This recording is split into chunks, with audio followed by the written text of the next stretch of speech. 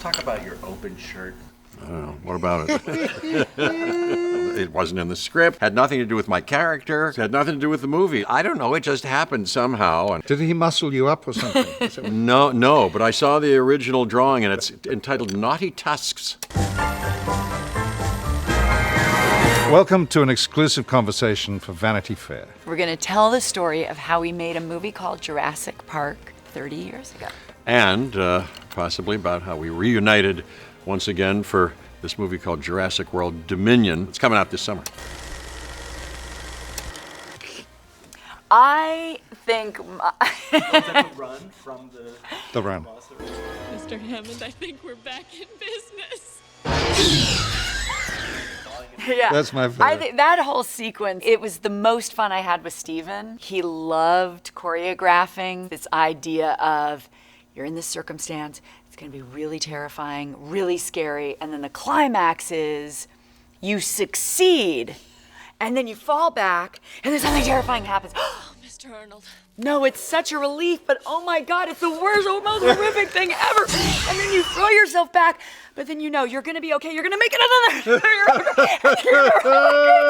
And then you run a little bit more, then you slam it shut, and I want you to cry hysterically, cry, scream, let it, people don't, they're not heroic in these moments. And then you're gonna run as fast as you ever have, like a marathon. We're training you for 8 weeks, and then suddenly we did the whole thing in like one master. But on the first take, am I hearing laughter? Have I gone crazy? No, maybe it's just you needing to be in the moment that's gonna be so sad. No, you're really hearing laughter. Laura, you're hearing people laughing hysterically. And suddenly I look back and my wire of my flashlight has been dragging all the various limbs of Sam Jackson's character as I'm traveling. Oh my God. So I have like 8 body parts as I'm going through there was more than the arm that props had put there just in case he wanted to see more. And 100 people were howling, but I was so focused getting it right. I've never heard that before. That's I think fantastic. Steven has it, but I've fantastic. never seen it. But oh my God, we had so much fun. No one really understood what we were up to.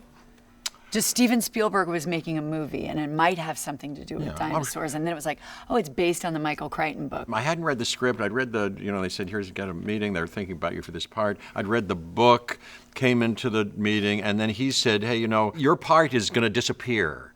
I think that's what's going to happen to this. So sorry about that. And I think I said, wait, okay, but think of this.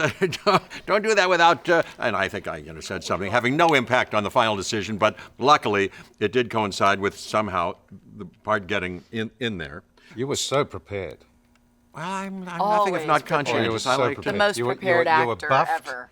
You were buffed. You had your costume with you. You knew how every line was going to be said. Oh my God! Well, I don't know about that. Jeff, I was impressed. I'd never seen anything like this. Really? I know. Oh, Me thank you. too.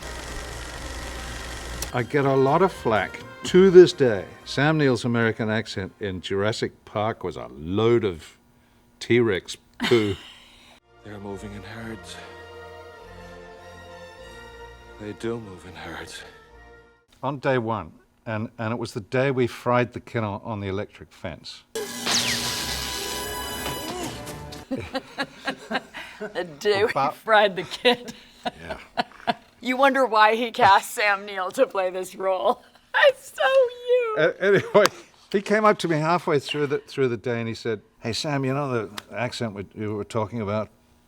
I said, "Yeah, I'd been working on it for 4 weeks or something." He said, "Don't worry about it. Just use your own voice." I said, "That's great, Stephen. Thank you so much." And then 4 days later, he came up to me and said, "You know that voice you're using now?" I said, "Yeah, my voice." He said, "Somewhere in between." God.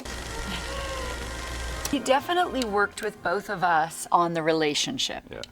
And he was very specific about it. We were in different places in our lives, and he was never going to settle down. She was a serious scientist who also was going to want a commitment and a life that wasn't just at a dig site.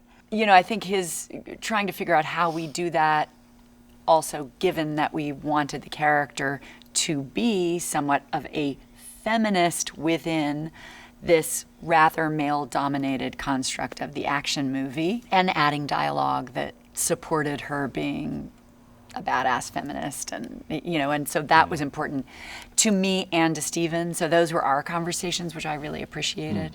We didn't rehearse, everything was in the moment. He loved us trying things. He loves making movies in such a delicious way, right? That enthusiasm. We were never not able to improvise or come up with a funny line.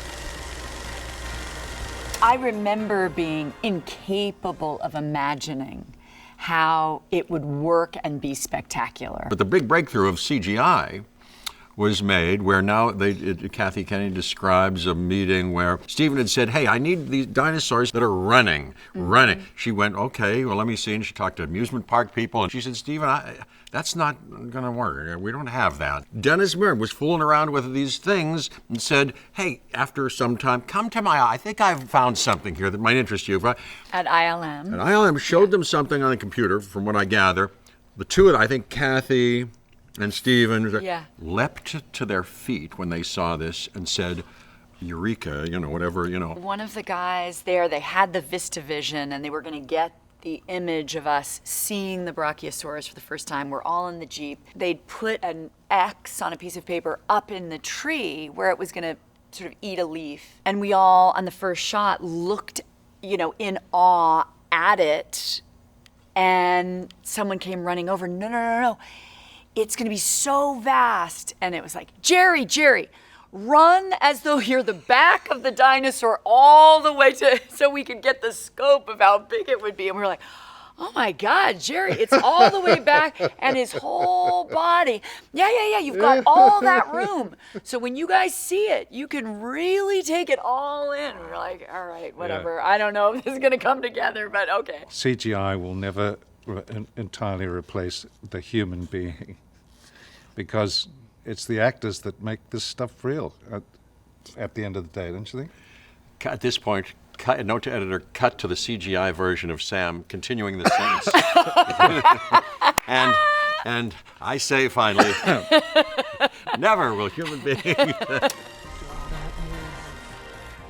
Bigger. Why do they always have to go bigger? We shot this under COVID conditions. We were, at one point, I think the only production that was actually turning over in the world. And we were all in a hotel together in a remote part of England, and this is all we knew, just each other. Shortly before we gathered, we had a choice to live kind of separately in different housing around the area, Pinewood Studios. And then on one call, I think we all had a confab, and he said, well, here's my vote. I'm not going to make you do anything, but we have this hotel nearby where we could all take it over and just be there, and I think we could enjoy that, and it might be very safe, and on weekends, on off days, we could kind of keep rehearsing and developing things. What's so incredible is that we all know that feeling from childhood of imagining what we always long to see. I mean, the dinosaur being a huge part of most children's lives. And so I think for all of us to bring whatever it is for us as actors, that childlike, desperate longing for your dream to come true. Yeah, and if there's any evidence of, for me, it's this right now. It's this moment right now. Here we are, entangled with each other in a delightful way right now with you and doing this. Yeah. I find that very magical, and how great, Thank you, Vanity Fair. Thank you, Vanity Fair. Thank you, Vanity Fair. You are, and Vanity, you are fair and vain somewhat.